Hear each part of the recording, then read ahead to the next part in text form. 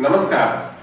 प्रेरणादायी संवादामध्ये आपल्या सर्वांचं सहर्ष स्वागत. वेळोवेळी आपण विविध तज्ञांच्या माध्यमातून आपण तुमच्या भेटीस येत आहोत. आज आपण अशा एका युवकाला भेटणार आहोत की त्या विद्यार्थ्यांना परिस्थितीचं कारण न देता औरवाड, दानोळी ते दुबई असा थक्क करणारा प्रवास त्यानं केलेला आहे. तर सर्वात प्रथम आज आपल्या कार्यक्रमामध्ये उपस्थित असलेले सद्यस्थितीला औरवाडमध्ये स्थायिक असलेले श्री पवन शिंदे यांचं मी या कार्यक्रमामध्ये स्वागत करतो.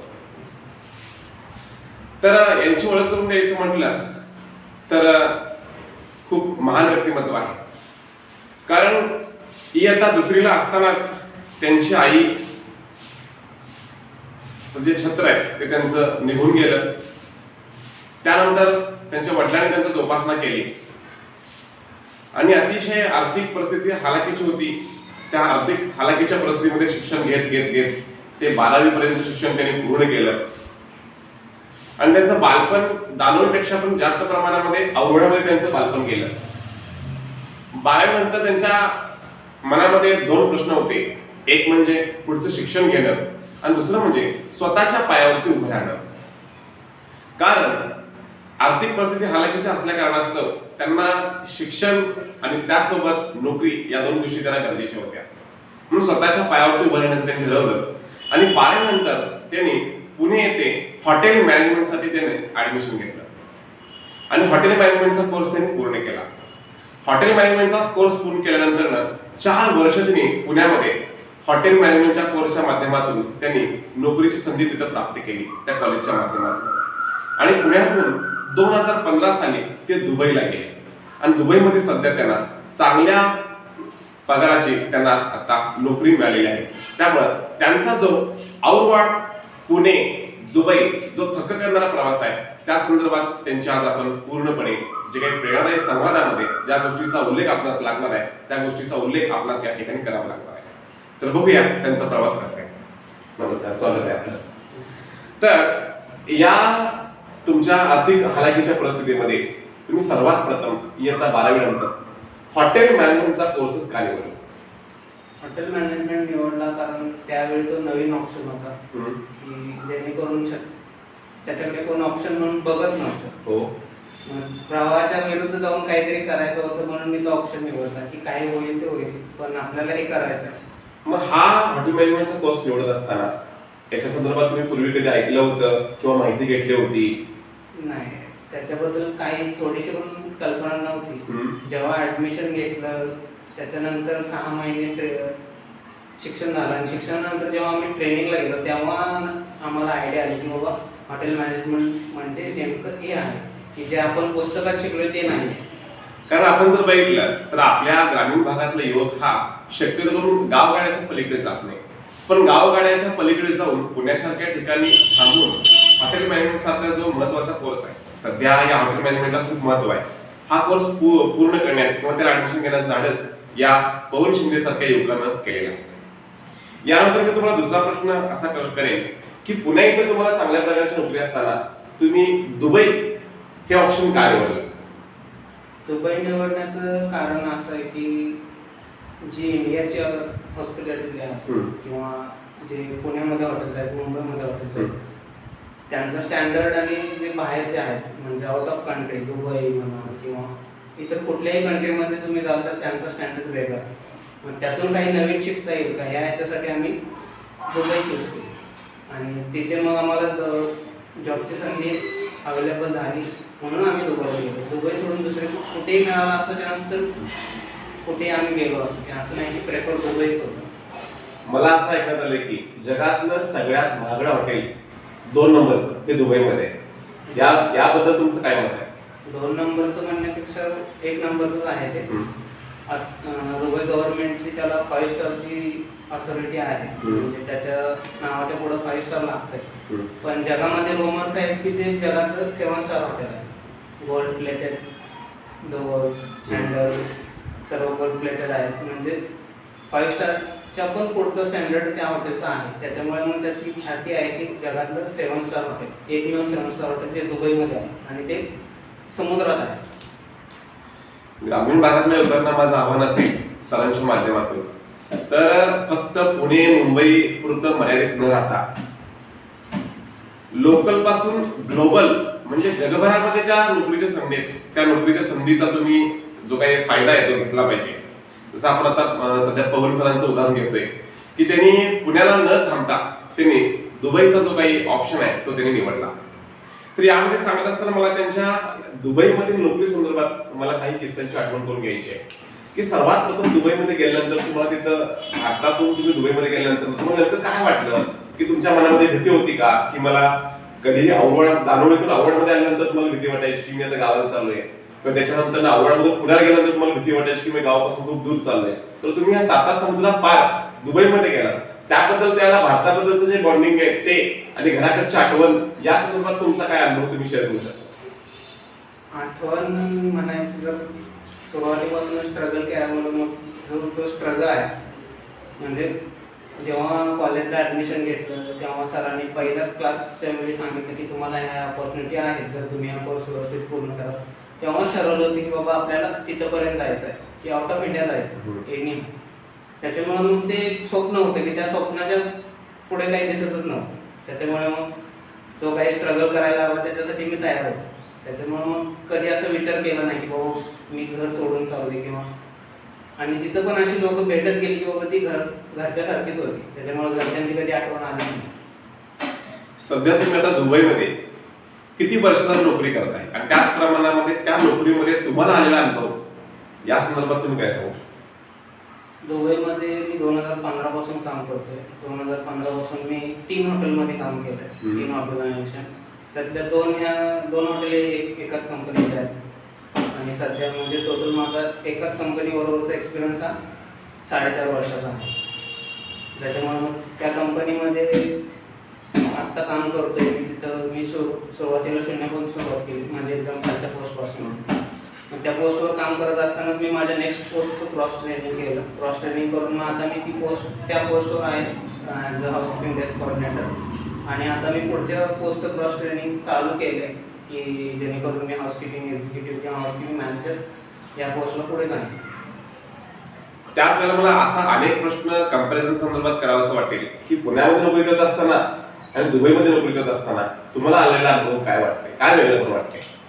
कम्पेअर करायचं झालं तर कंपनी ज्या तुम्हाला फॅसिलिटी प्रोव्हाइड करते किंवा गव्हर्नमेंट थ्रू जे तुम्हाला अलाउन्स मिळतात त्याच्यामध्ये खूप डिफरन्स आहे. पुण्यामध्ये म्हणजे लोकली इथं जॉब करताना कंपनी तेवढी तुमची रिस्पॉन्सिबिलिटी घेत नाही, पण तिथे तुम्ही जेव्हा जॉब करता तेव्हा तुमची कंपनी पूर्ण रिस्पॉन्सिबिलिटी घेते. तुमचं इन्शुरन्स असतो, तुमचं ID कार्ड बनवलं जातं, प्रत्येक 6 महिन्याला तुमचं मेडिकल चेकअप असतं. त्याच्यानंतर तुम्ही काही इमर्जन्सी असेल तर तुम्हाला विदिन 24 आवर्स ते तुम्हाला घरी पोहोचण्याची व्यवस्था करतं. त्याच्यामुळं जे तुमचं टेक केअर केलं जाते तिथे ते टेक केअर इकडं नाही होत. म्हणजे ग्रामीण भागातील लोकांना माझं आव्हान असेल की आता सध्या पोलिसांनी सांगितल्याप्रमाणे दुबईमध्ये नोकरी करत असताना तुमची संपूर्ण काळजी तिथलं प्रशासन, तिथलं हॉटेल मॅनेजमेंट ते घेत असतं. 24 तासाच्या आतमध्ये तुमच्या ज्या काही इमर्जन्सी सर्व्हिसेस आहेत त्या पुरवल्या जातात. आणि माझ्या माहितीप्रमाणे गेल्या वर्षी 2020चा लॉकडाऊनचा फटका दुबईला पण बसला. त्या लॉकडाऊनच्या काळामध्ये तुमचा पगार वगैरे सुरू होता की तुम्हाला थांबावं लागलं? मोस्टली सांगायचं झालं तर बाकीचे हॉटेल्स आहेत त्यांनी स्टाफ कमी केला किंवा त्यांना 3 महिन्याची सॅलरी ॲडव्हान्स दिली प्लस तिकीट दिलं आणि घरी म्हणजे त्यांच्या घरी पाठवलं ज्या ज्या कंट्रीचे लोक होते. आणि त्यांना सांगितलं की जेव्हा आम्हाला परत गरज लागेल तेव्हा आम्ही तुम्हाला घेऊ आणि नंतर मग बाहेरच्या स्टाफचा विचार करतो. त्याच्यामुळे आधी तुम्हाला जर 3 महिन्याची सॅलरी मिळत असेल आणि घरी राहायला कंपनी तिकीट देत असेल तर त्या 3 महिन्याच्या सॅलरीतून तुम्ही घरी येऊन काहीतरी तुमचं फ्युचर प्लॅनिंग करू शकता. की असं नाही सांगितलं कंपनी की उद्यापासून येऊ नको. जी विशेष अथॉरिटी करणारा त्यांनी मुद्दा मांडलेला आहे. आपल्याकडे जर बघितलं तर अशा संकटमय काळामध्ये कंपन्या असतील त्याला अपवाद पण असतील सोडा की लगेच उद्यापासून कामाला येऊ नका सांगतात आणि पुढचा काहीच त्यांच्या फॅमिलीचा किंवा त्यांच्या कुटुंबाचा काहीच विचार केला जात नाही. मात्र आता पवननी सांगितल्याप्रमाणे आपण जर बघितलं तर तिथल्या कंपन्यांनी ज्या वेळेला काही कामगारांना लॉकडाऊनच्या फटक्यामुळे काढण्याचा प्रयत्न केला तर त्यावेळेला त्यांनी पुढच्या 3 महिन्याचा पगार दिला, ॲडव्हान्स सॅलरी दिली आणि त्याच प्रमाणामध्ये मध्ये त्यांना भारतामध्ये परतण्यासाठी जे काही तिकीट आहे ते सुद्धा त्यांनी दिलं. म्हणजे किती काळजी घेतली जाते कामगाराची. कामगाराच्या जीवावरती इतक्या मोठ्या कंपन्या उभ्या राहतात किंवा इतके मोठे हॉटेल्स उभे राहतात की त्यांचं केअर टेकिंग जे आहे ते अतिशय आपल्या फॅमिली सारखं केलं जातं, असं मला या त्यांच्या बोलण्यावरून आता वाटत आहे. तर आपल्या इकडच्या सुद्धा कंपन्यांनी किंवा हॉटेल मॅनेजमेंटनी अशा प्रकारचं नियोजन करावं जेणेकरून ग्रामीण भागातील युवकांना अशा प्रकारची संधी त्यांना मिळतील. तर त्याच्यानंतर मला तुम्हाला मुख्य मुद्द्याकडे यावं लागतं. तुम्ही सुद्धा ग्रामीण भागातला शिरोळ तालुक्यातील दानोळे या गावचे तुम्ही आहात. तर ग्रामीण भागातील युवकांना तुम्ही काय आवाहन कराल की नोकरी संदर्भामध्ये दुबई असेल किंवा दुबईच्या बाहेरच्या शहरामध्ये काय नोकरी संधी आहे किंवा इथला एखादा युवक हा नोकरी शोधामध्ये दुबईमध्ये थेट येऊ शकतो का, या संदर्भात तुम्हाला काय वाटतं? दुबईमध्ये म्हणा किंवा बाहेरच्या कंट्रीमध्ये जायचं असेल तर तसे खूप सारे फ्रॉड सुद्धा आहेत की बाबा फेक ऑफर लेटर तुम्हाला देऊन एजंट तुमच्याकडून पैसे घेऊ शकतो. तो फ्रॉड चालूच आहे, पुणे मुंबईमध्ये चालूच आहे की ते आज पैसे घेतात आणि नंतर मग सांगतात नाही झालं जॉबचं, उद्या पैसे देतो, परवा देतो, 6-6 महिने पैसे मिळत नाही किंवा मग ते पैसे बुड्यात जमा होतात. त्याच्यामुळे जॉब बाहेरच्या कंट्रीमध्ये जॉब बघताना त्या कंपनीची व्हेरिफिकेशन तुम्हाला इथं बसून करावं लागतं. जर तुमची त्या कंपनीमध्ये कोणासोबत लिंक असेल तर वेल अँड गुड, तुम्हाला त्या कंपनीबद्दल नॉलेज भेटून जाईल. नाहीतर मग तुम्हाला तो रिसर्च स्वतः करून पुढं ती स्टेप घ्यावी लागते. रिस्क आहे पण त्याच्या आधी तुम्हाला थोडं रिसर्च करावं लागतं. असं नाही की बाबा पासपोर्ट काढला, व्हिजा आला आणि गेला, असं होत नाही. किंवा फक्त पासपोर्टवर तुम्ही बाहेर जाऊ शकत नाही. त्याच्यासाठी व्हिजा पर्टिक्युलर ज्या कंट्रीमध्ये तुम्ही जाताय त्या पर्टिक्युलर कंट्रीचा तुम्हाला व्हिजा घ्यावा लागतो. व्हिजासाठी प्रोसिजर आहे, मेडिकल आहे, ते सर्व करून मग तुम्ही पुढे जाऊ शकता. ते असं नाही की पासपोर्ट आला म्हणजे मी लगेच उद्या गेलो. पासपोर्ट येऊन पण 1 वर्ष मी पुण्यात जॉब केला आणि त्याच्यानंतर मग मी 2014 मध्ये माझ्याकडे पासपोर्ट होता आणि 1 वर्ष लागलं मला की दुबईमध्ये जॉब भेटण्यासाठी. आता दुबईमध्ये हॉटेल मॅनेजमेंटच्या क्षेत्रामध्ये तुम्ही काम करताय, तर त्याच्या व्यतिरिक्त आणि काही नोकरीच्या संधी या महाराष्ट्रातील असेल किंवा ग्रामीण भागातील युवकांना मिळतील काय, त्या संदर्भात तुम्हाला काय वाटतं? संधी खूप साऱ्या आहेत पण त्याच्यासाठी तुमच्या मनाची तयारी हवी. आपल्या इकडे आता मी खूप साऱ्या मित्रांशी बोलतोय किंवा तरुणांशी बोलतोय की बाबा आहे जॉब, तू करणार का, काय तुझं मत काय. मी घरी विचारून सांगतो नाही मला यायचंच नाही, एवढ्या लांब कसं राहणार मी घरच्यांना सोडून कसं राहणार. सगळ्यात महत्वाचा मुद्दा आहे ती जी मानसिकता आहे त्या मानसिकतेतून किंवा त्या जी चाकोरी पद्धत आहे की बाबा मला इथंच राहून काहीतरी करायचं आहे, ती चाकोरी पद्धत सोडून जेव्हा तुम्ही त्या आउट ऑफ द वे जाऊन विचार करा तेव्हा तुम्ही पुढे जा. बरोबर आहे. आता पोलिसांनी सांगितल्याप्रमाणे मी, माझं कुटुंब, त्याच प्रमाणामध्ये माझं गाव, माझा कट्टा, या संस्कृतीच्या पलीकडे जाऊन आपण विचार केला पाहिजे. आणि शेवटी आपल्याला काही त्याग केल्याशिवाय तुम्हाला काय भेटणार नाही.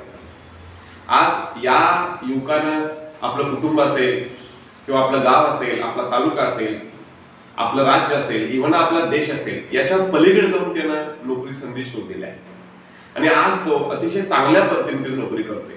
तिथलं सरकार असेल किंवा तिथलं प्रशासन असेल त्याची स्वतःची काळजी सुद्धा त्याने घेत असतात. तर या माध्यमातून ग्रामीण भागातल्या युवकांना सरांच्या माध्यमातून माझं सुद्धा आव्हान असेल, तुम्ही जरूर आउट ऑफ द वे सरांनी सांगितल्याप्रमाणे विचार करा आणि तुमच्या या ज्या काही डबक्याच्या पलीकडे जाऊन खूप मोठं जग आहे त्याचा सुद्धा तुम्ही विचार केला पाहिजे.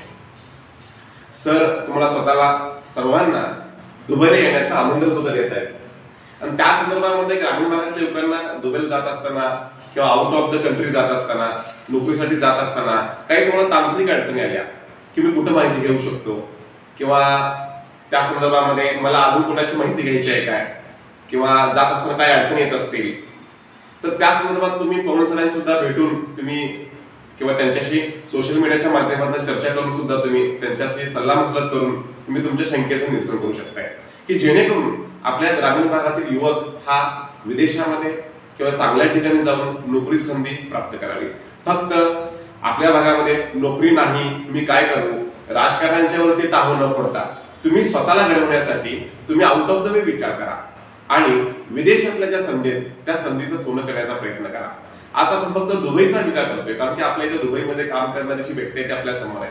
याच्या पलीकडे जर वेगवेगळ्या देशांमध्ये आपल्या देशातील, आपल्या राज्यातील, आपल्या भागातील युवक आहेत, त्यांच्याशी बोला, त्यांना सांगा की आम्ही तिथे येणार आहोत, आम्हाला काय केलं पाहिजे, आणि आउट ऑफ द वे विचार करा. सर्वात शेवटी मी असा तुम्हाला प्रश्न करेन की भविष्यामध्ये दुबईमध्ये आपल्या भारतीय युवकांना किंवा महाराष्ट्रातल्या युवकांना काही संधी आहेत का? संधी असं पर्टिक्युलरली सांगायला गेलं तर महाराष्ट्र किंवा एरिया वाईज तिथं काही आहे नाही. ज्याला काम करायचं आहे तो तिथे येतो, काम मिळतं. तुमच्या टॅलेंटला महत्व आहे तिथे. तिथे रिझर्वेशन सिस्टम नाही आहे. तुमच्याकडे टॅलेंट आहे, तुम्हाला जॉब भेटेल. त्याच्यामुळे तुमचा टॅलेंट तुम्ही योग्य रीतीने वापर केला पाहिजे त्याचा. आणि मेन मी असं बोलणार नाही की इंग्लिश तुमचं परफेक्ट पाहिजे. ऍटलिस्ट कम्युनिकेशनचं माध्यम म्हणून तरी तुम्ही इंग्लिशकडे बघा. अधोरेखित करणारा हा प्रश्न आहे. आताच पवन सरांनी सांगितल्याप्रमाणे तुम्ही फॉरेन कंट्रीजमध्ये जात असताना तुमची कमांड ही इंग्लिशवरती असलीच पाहिजे. तर सगळ्यात महत्वाचं माझं आव्हान असेल 8वी 9वी 10वी 11वी 12वीच्या विद्यार्थ्यांना माझं आव्हान असेल की तुम्ही तुमच्या फक्त सब्जेक्ट पासिंग पुरतं न बघता तर तुम्ही तुमचं कम्युनिकेशन सुधारलं पाहिजे. तुम्ही शिकताय त्याचं इम्प्लिमेंट किती होते किंवा ग्रॅमॅटिकली तुमचं इंग्लिश किती बरोबर आहे, तुमचं कम्युनिकेशन फार महत्वाचं आहे. बाहेरच्या देशामध्ये तुम्ही जर तुम्हाला नोकरी करायची असेल तर तिथं संभाषण कौशल्य तुमच्याकडे पाहिजे, पण त्यासाठी इंग्लिश या विषयावरती कमांड असली पाहिजे. म्हणून आतापासूनच सरांनी सांगितल्याप्रमाणे कम्युनिकेशनसाठी इंग्लिशचं तुमचं जे काही लर्निंग आहे किंवा तुमचं कम्युनिकेशन आहे ते सुधारलं पाहिजे. सरांना तुम्हाला आलेला अनुभव इंग्लिश विषयासंदर्भात काय आहे किंवा ज्यावेळेला तुम्ही पहिल्यांदा दुबईमध्ये गेला, संभाषणाचा तुम्हाला अनेक अडचणी आल्या असतील, त्या संदर्भात तुमचं काय मत आहे? इंग्लिशवर फोकस असं म्हणण्यापेक्षा की बाबा सगळं सोडलं आणि मराठी विसरला आणि इंग्लिश झाला किंवा असं म्हणत नाही. तुमची मातृभाषा विसरून जा. फक्त एक कम्युनिकेट करण्याचं किंवा संवाद साधण्याचं माध्यम म्हणून त्याच्याकडे बघा की जर ती लँग्वेज तुम्हाला येत असेल तर तुमचं जॉब, तुमचं करिअर पुढे जाऊन व्यवस्थित होईल. आपल्याकडे टॅलेंट आहे, टॅलेंट असं नाही असं नाही आहे, पण फक्त तो अडकला जातोय कम्युनिकेशन. जेव्हा तुम्ही पास आउट होताय, प्लेसमेंटला जाताय, इंटरव्ह्यूच्या वेळी तुम्हाला विचारलं जाते तेव्हा तुमचे टॅलेंटेड आहे, कागदावर दिसतंय, पण जेव्हा समोर फेस टू फेस इंटरव्ह्यू देताय तेव्हा मग तो टॅलेंट दाखवता येतो. तुम्ही इंग्रजी विषयामध्ये चांगले गुण मिळवताय, पर्सेंटेज सुद्धा तुम्हाला चांगले पडतात, पण प्रत्यक्षात ज्याला तुम्हाला इंटरव्ह्यूच्या वेळेला काही प्रश्न तुम्हाला विचारले जातात त्याला तुमची तदबब होते किंवा काही वेळेला तुम्हाला ते इम्प्लिमेंट करता येत नाही, बोलता येत नाही, तुम्हाला भीती वाटते, त्याची सवय नसते. त्यासाठी या सगळ्या गोष्टीची तुम्हाला सवय करून घ्यावी लागेल. इंग्लिशच्या बाबतीत आता तुम्ही विचारलं की माझा अनुभव, मी प्लेसमेंट इंटरव्ह्यूला फेल झालेला कॅन्डिडेट आहे. आमच्या कॉलेजमध्ये प्लेसमेंट इंटरव्ह्यूला फेल झालेला कॅन्डिडेट मी आहे. पण मी आता जिथे काम करतो तिथे माझ्या कामाची सुरुवातच इंग्लिश पासून होते आणि शेवट पण इंग्लिश पासून होतं. कम्युनिकेशन म्हणा किंवा प्रसार माध्यम आहेत, आता खूप सारे गेस्ट आहेत जे आम्हाला डायरेक्टली कॉन्टॅक्ट करतात आमच्या व्हॉट्सअपवर, मग त्यांच्याशी आम्हाला इंग्लिशमध्येच कॉन्टॅक्ट करावा लागतो.